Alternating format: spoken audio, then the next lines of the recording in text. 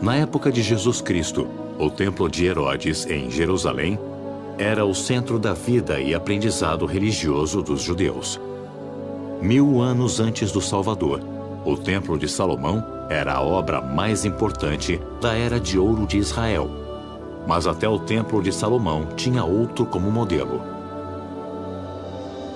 Voltando mais no tempo até os dias de Moisés, veremos um tipo de templo portátil usado pelos filhos de Israel no deserto: o tabernáculo. O tabernáculo, como nos templos que vieram depois, era um lugar no qual os filhos de Israel aprendiam o caminho para a vida eterna. Vamos visitar o tabernáculo e ver o que podemos aprender. Este portão na parte oriental é a única entrada e conduz ao pátio exterior. Esse pátio poderia representar o mundo celestial em que vivemos.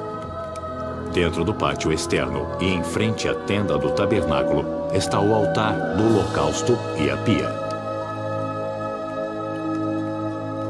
O altar do holocausto é onde as ofertas queimadas são feitas ao Senhor, simbolizando o Salvador e o grande último sacrifício da expiação. Aqui no altar, um israelita fiel fazia uma oferta que representava o abandono dos pecados para seguir o Salvador.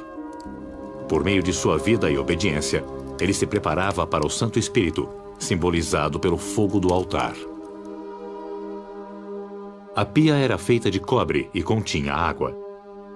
Exigia-se que os sacerdotes oficiantes se lavassem aqui, antes de entrarem na tenda do tabernáculo.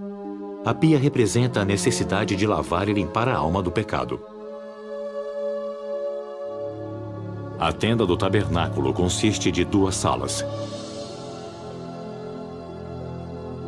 A primeira sala, o lugar santo, contém o candelabro, ou menorá, o altar do incenso e a mesa da proposição. Esse lugar santo poderia ser considerado o mundo terrestrial e ensinava Israel a estar no mundo, sem ser do mundo. O candelabro iluminava o lugar santo e era mantido constantemente aceso. Ele simbolizava o Espírito Santo e ressalta a necessidade de vivermos pela luz do Espírito nesta vida.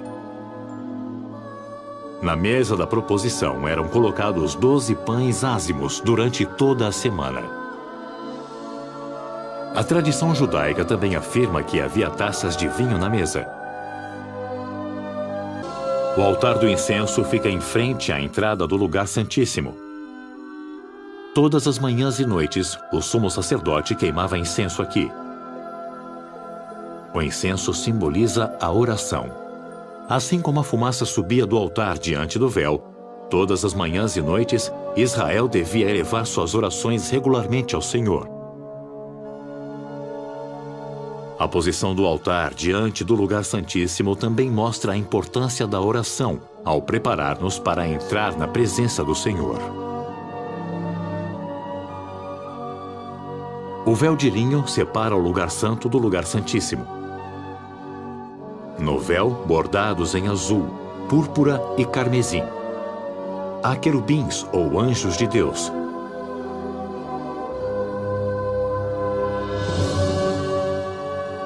Entraremos agora no lugar santíssimo. O lugar santíssimo representava a nossa meta final de viver na própria presença do Senhor, no mundo celestial. O sumo sacerdote entrava nesta sala uma vez por ano, no dia da expiação. No centro está a Arca da Aliança, o objeto mais sagrado do tabernáculo.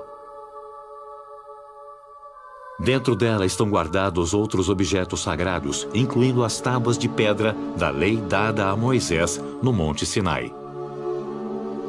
Isso lembrava a Israel que seu retorno à presença de Deus dependia de sua obediência às suas leis.